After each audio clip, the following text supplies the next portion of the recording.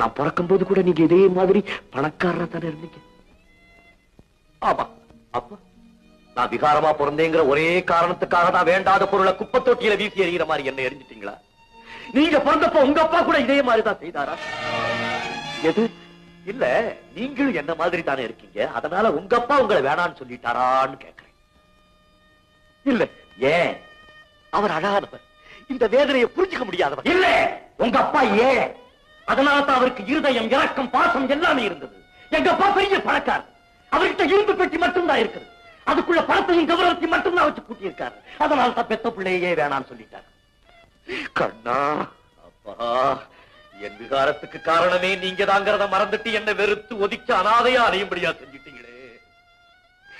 இதை விட நான் பிறந்தப்பவே என்ன கொண்டு இருக்கலாமே. ஐயோ, நான் அதைத்தான் செய்ய சொன்னேன், அதைத்தான் செய்ய சொன்னேன்.